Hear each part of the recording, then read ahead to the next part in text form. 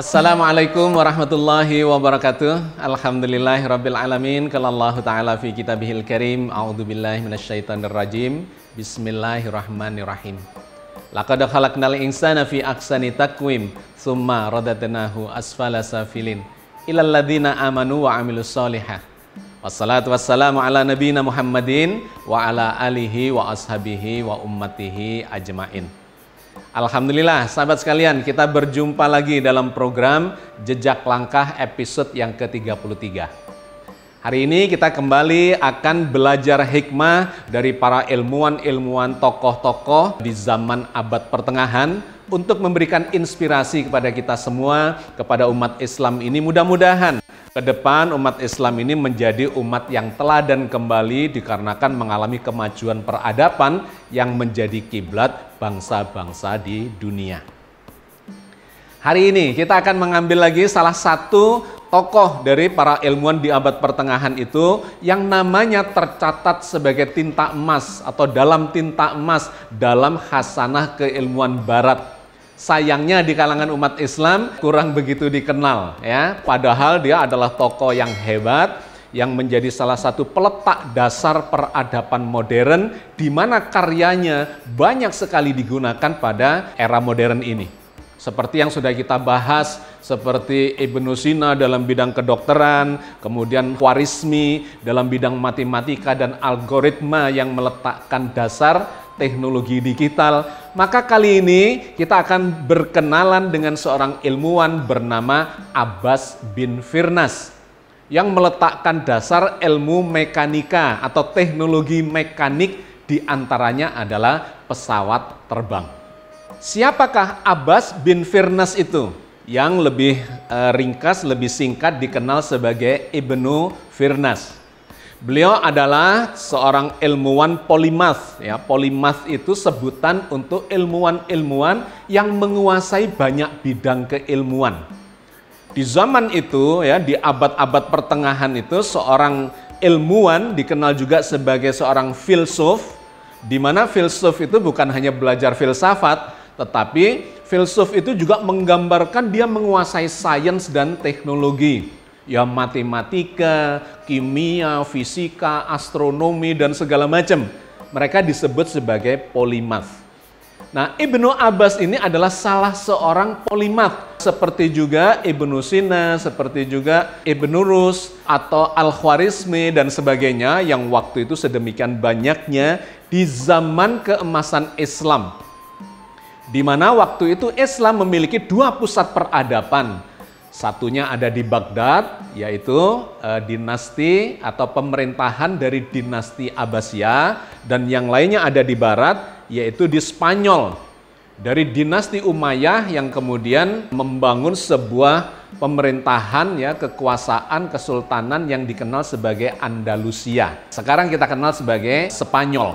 Ibnu Abbas lahir di Spanyol, di sebuah kota kecil, ya, yang namanya Ronda, di dekat Malaga, kira-kira 100 km di baratnya Malaga, Spanyol. Sebuah kota kecil. Tetapi dari kota kecil ini lahirlah seorang tokoh yang besar yang memberikan landasan teknologi penerbangan di era modern ini. Dia lahir pada tahun 810 Masehi dan kemudian wafat pada tahun 887 Masehi. Kurang lebih sezaman dengan Al-Khwarizmi. Meskipun Al-Khwarizmi lahir lebih dulu, kira-kira 30 tahun. Jadi terpaut kurang lebih satu generasi, ya, 30-an tahun. Khwarizmi lahir pada tahun 783 dan kemudian wafat pada tahun 850. Jadi overlap masa hidupnya itu. Nah, mereka hidup di zaman Sultan Al-Ma'mun, putra dari Sultan Harun al-Rasyid yang sangat terkenal dan legendaris itu, dikarenakan memberikan ruang kebebasan untuk berekspresi, terutama dalam peradaban, dalam budaya, dalam keilmuan, ya, sains dan teknologi, sehingga menjadi kiblat dunia. Nah, putra dari Harun al-Rasyid ini adalah Sultan Al-Ma'mun yang juga mewarisi kecemerlangan dari Harun al-Rasyid. Di zaman itulah lahir polimath, banyak ilmuwan-ilmuwan dari berbagai bidang keilmuan bahkan teknologi. Nah, salah satunya adalah Ibnu Firnas ini. Lahir di Spanyol, dibesarkan di Spanyol, belajar di Spanyol, di Cordoba, yang waktu itu memang menjadi pusat peradaban dan pembelajaran dari bangsa-bangsa di dunia. Nah, dia adalah seorang yang menguasai banyak keilmuan, dimulai dari bidang seni sastra Arab. Kemudian dia juga seorang musikus.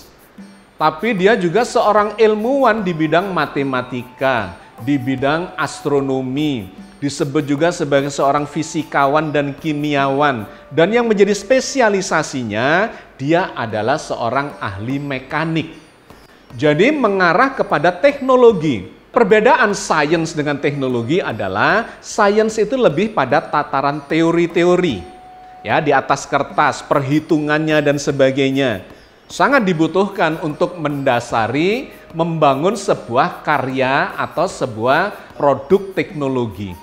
Nah, Ibnu Firnas ini adalah seorang saintis yang sekaligus seorang teknolog. Kemampuannya yang paling dominan adalah di ilmu mekanik, sehingga dia melahirkan karya-karya yang terkait dengan mekanika itu. Nama dia ini diabadikan di mana-mana. Ya, mungkin di antara kita kurang begitu mengenal, tetapi sesungguhnya di berbagai belahan dunia, termasuk di Baghdad misalnya, di Baghdad namanya diabadikan sebagai nama bandara, ya, Bandara Ibnu Firnas, di mana di depan bandara, di lapangannya itu ada sebuah patung Ibnu Firnas dengan dua sayapnya. Menunjukkan bahwa dia itu diapresiasi sebagai tokoh penerbangan yang nanti akan kita bahas lebih detail di bagian berikutnya. Ya, di Baghdad diabadikan sebagai nama bandara. Di Cordoba Spanyol diabadikan sebagai nama jembatan di sana. Di bidang yang lain lagi, dalam bidang astronomi, menarik, namanya bahkan diabadikan menjadi sebuah nama kawah di bulan. Kawah Ibnu Firnas atau Ibnu Firnas Crater. Kenapa? Karena dia memang memiliki jasa yang cukup besar di bidang astronomi. Jadi dia adalah seorang ilmuwan, tokoh yang hebat yang namanya diabadikan di mana-mana, termasuk diceritakan dalam sebuah buku yang ditulis oleh Philip K. Hitti berjudul History of the Arabs from Earliest Time to Present, yang menceritakan begitu banyak tokoh-tokoh Arabia di zaman keemasan Islam itu yang muncul dan memberikan sumbangan yang sangat berarti bagi perkembangan peradaban modern ini. Di Inggris misalnya juga diabadikan dalam proses pembelajaran para siswa di sana, disebut sebagai inventor atau penemu, ya, salah satu penemu yang melandasi peradaban modern khususnya di bidang penerbangan. Misalnya kalau Anda melihat sebuah video ya di YouTube yang berjudul 1001 Invention and Library Secrets yang banyak dipelajari oleh siswa-siswa di Inggris, bahwa dia itu adalah seorang penemu yang hebat dalam bidang penerbangan yang melandasi teknologi di era modern ini.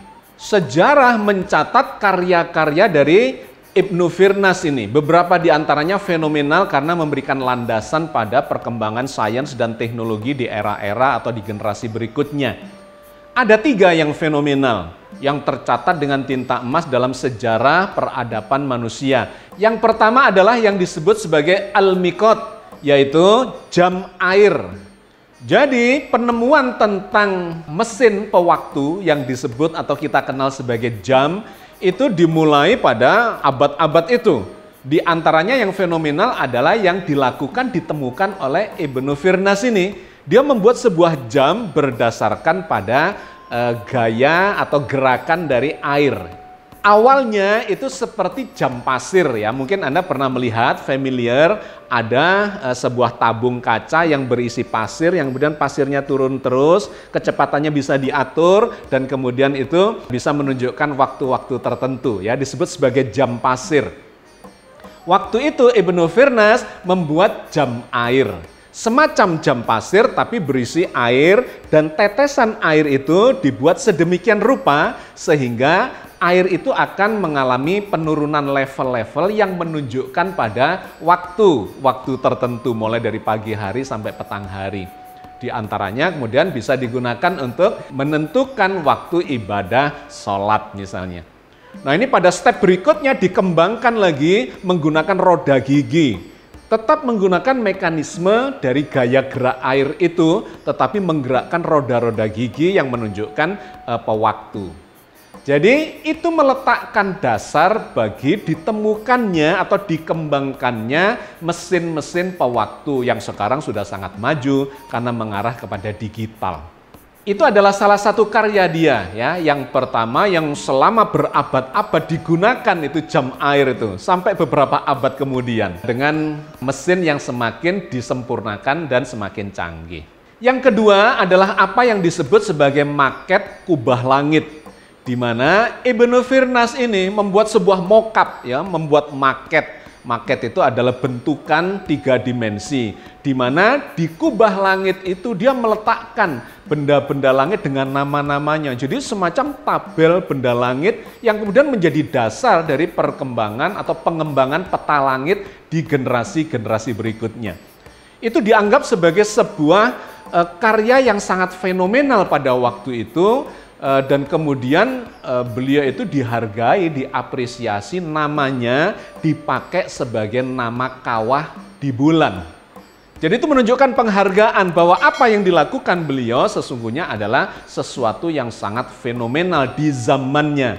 Dan kemudian menjadi jasa yang tidak terlupakan karena memberikan dasar pada perkembangan teknologi atau sains berikutnya. Nah, yang paling fenomenal dari Ibnu Firnas ini adalah karyanya terkait dengan pesawat terbang. Ya, pesawat itu artinya adalah perangkat. Selain pesawat terbang, kita mengenal istilah pesawat telepon, pesawat televisi dan sebagainya. Makna dari pesawat adalah perangkat. Pesawat terbang adalah perangkat peralatan yang digunakan untuk membawa manusia terbang ke angkasa.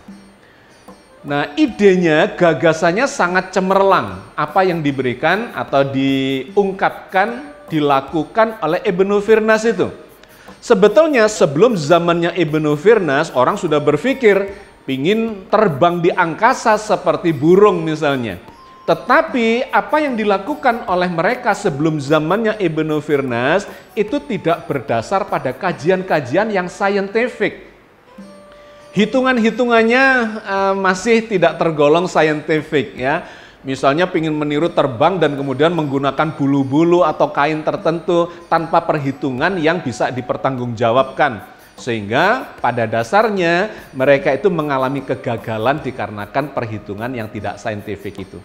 Tetapi di zamannya Ibnu Firnas ini, karena dia adalah seorang ilmuwan, seorang filsuf, ya, seorang polimath, yang menguasai matematika, fisika, astronomi, dan sebagainya, dia kemudian melakukan percobaan-percobaan, melakukan pengamatan, bahwa ternyata dia melihat burung-burung, dia melihat benda-benda yang bisa terangkat oleh angin, dia menyimpulkan bahwa angin itu memiliki gaya angkat, di mana gaya angkatnya itu berbanding lurus dengan bidang yang bisa menampung kekuatan angin itu sehingga dia terangkat. Nah, dia melakukan kajiannya itu tentang gaya angkat angin itu. Dan kemudian akhirnya menyimpulkan bahwa seharusnya manusia ini bisa terbang seperti burung ketika dia memiliki satu bidang yang mungkin kemudian disebut sebagai sayap yang bisa menampung angin itu sehingga memiliki gaya angkat yang mengangkatnya ke udara. Nah, inilah gagasan inilah yang kemudian menjadi landasan bagi berkembangnya teknologi penerbangan di era-era atau generasi-generasi berikutnya sampai sekarang. Berdasar hasil pengamatannya itu kemudian Ibnu Firnas memberanikan diri untuk melakukan percobaan-percobaan. Dia melakukan percobaan itu berulang kali dengan menggunakan sayap yang dia bikin dan kemudian diuji coba berapa lebarnya, berapa luas sayap yang dibutuhkan panjang dan lebarnya sehingga luasnya itu bisa menampung gaya angkat angin yang dibutuhkan untuk mengangkat dirinya. Berulang kali, berpuluh kali digambarkan dia melakukan percobaan-percobaan melompat dari tempat yang tinggi dengan sayapnya itu. Sampai dia kemudian yakin bahwa sayap yang dia bikin itu memiliki kemampuan yang seperti dia harapkan. Dan kemudian dia mengundang orang banyak, masyarakat pada waktu itu, untuk menyaksikan eksperimen yang dia lakukan itu. Dia naik ke atas bukit dan kemudian melompat dari ketinggian bukit itu menuju ke kawasan yang lebih rendah, dan dia berhasil. Dia bisa terbang selama 10 menit. Ini luar biasa. Meskipun kemudian terjadi kecelakaan. Apa itu yang terjadi pada waktu itu? Dia tidak memperhitungkan saat mendaratnya. Dia memperhitungkan gaya angkatnya sudah benar. Dia berhasil membuat dirinya terbang selama 10 menit ya di udara, di angkasa. Tetapi saat mendarat, dia ternyata lupa memperhitungkan kecepatan mendarat itu. Sehingga dia mendarat terlalu keras dan kemudian terjadi kecelakaan yang mematahkan tulang punggungnya. Baru beberapa tahun kemudian dia menyadari bahwa ternyata ada bagian yang belum dia perhitungkan, yaitu di bagian ekor. Dia memperhatikan burung-burung pada saat terbang dan kemudian mendarat itu memanfaatkan ekornya untuk mengendalikan tekanan angin. Sehingga dia bisa mendarat dengan lebih lambat dan sempurna pendaratannya. Nah, pada waktu itu Ibnu Firnas lupa atau belum memiliki pikiran untuk melakukan pendaratan dengan selamat itu, sehingga terjadi kecelakaan tersebut. Setelah kecelakaan itu, dia tidak mampu lagi melakukan eksperimen untuk melanjutkan yang menjadi gagasannya itu. Tetapi dia mendapatkan pencerahan dari sana, ide bahwa sebuah perangkat terbang, pesawat terbang, bukan hanya membutuhkan sayap, melainkan juga membutuhkan ekor yang dimanfaatkan atau dibutuhkan saat melakukan pendaratan. Tetapi dia tidak bisa melakukan eksperimen itu kembali. 12 tahun kemudian setelah eksperimennya yang sangat fenomenal itu, dia meninggal dunia. Sahabat sekalian, itulah sumbangan dari Ibnu Firnas terhadap dunia penerbangan yang sekarang ini sangat fenomenal, luar biasa. Tetapi dasar-dasarnya dikembangkan dari teori Ibnu Firnas. Termasuk ilmuwan dari Italia, Leonardo da Vinci, yang hidup 600 tahun kemudian itu melakukan kajian-kajian pembelajaran dari teori-teori Ibnu Firnas dan mengembangkan sebuah teori yang disebut sebagai ornithopter teori yang diturunkan dari teori-teorinya Ibnu Firnas. Ornithopter teori itu adalah mengembangkan teori tentang ekor yang digunakan atau dibutuhkan untuk pendaratan sebuah pesawat. Itu terjadi 600 tahun kemudian. Artinya apa? Teori-teori dari Ibnu Firnas itu ternyata dikaji oleh para ilmuwan Eropa dan kemudian mengembangkan teknologinya berdasar itu sehingga semakin sempurna dan semakin sempurna. Yang dilakukan oleh Ibnu Firnas ini jauh sebelum apa yang dilakukan oleh Wright bersaudara. Orville dan Wilbur ya dari Amerika yang berhasil melayangkan atau menerbangkan pesawat pertama yang sangat sederhana yang hanya bisa mengudara sekitar 10 detik saja. Bandingkan dengan apa yang dilakukan oleh Ibnu Firnas kurang lebih 10 menit itu. Nah, jadi sahabat sekalian, ini adalah fenomena dan sumbangan yang luar biasa bagi peradaban manusia, di mana manusia sekarang ini tidak bisa lepas ya peradabannya dari pesawat terbang itu karena sudah melakukan perjalanan-perjalanan jauh antar benua, keliling bumi dan antar wilayah yang memang hanya bisa dijangkau dengan pesawat itu. Maka kita jadi teringat apa yang dimotivasikan oleh Allah di dalam Al-Quran Al-Karim. Bahwa seorang yang muslim, seorang yang beriman itu akan senantiasa melakukan pengamatan-pengamatan terhadap ciptaan Allah di sekitarnya. Dalam konteks ini adalah terhadap makhluk-makhluk yang bisa terbang atau burung-burung yang berterbangan di sekitar kita. Allah berfirman tentang itu di dalam surat An-Nahl ayat 79. Alam yarau ila toiri musakhkharatin fi jawis sama' ma yumsikuhunna illallah inna fi dzalika laayatin liqaumin yu'minun. Apakah mereka tidak mengamati burung-burung yang dimudahkan terbang di angkasa bebas? Tidak ada yang menahannya selain daripada Allah. Sesungguhnya pada yang demikian itu benar-benar terdapat tanda-tanda atau pelajaran bagi orang-orang yang beriman. Inna fi dzalika la ayatin liqaumi yu'minun, kata ayat ini. Sesungguhnya pada yang demikian ini terdapat pelajaran tanda-tanda bagi orang yang beriman. Artinya Al-Quran ini memberikan dorongan kepada kita semua orang-orang yang beriman kepada firman-firman Allah ini untuk mempelajari segala macam fenomena yang ada di sekitar kita dan kemudian kita terapkan untuk membantu dan mengembangkan peradaban manusia yang memberikan kesejahteraan dan rahmat bagi seluruh alam. Saya kira kita cukupkan kajian kita hari ini. Mudah-mudahan kajian yang singkat ini memberikan motivasi, bimbingan, hikmah, pelajaran kepada kita semua untuk mengembangkan peradaban bagi manusia yang rahmatan lil alamin. Assalamualaikum warahmatullahi wabarakatuh.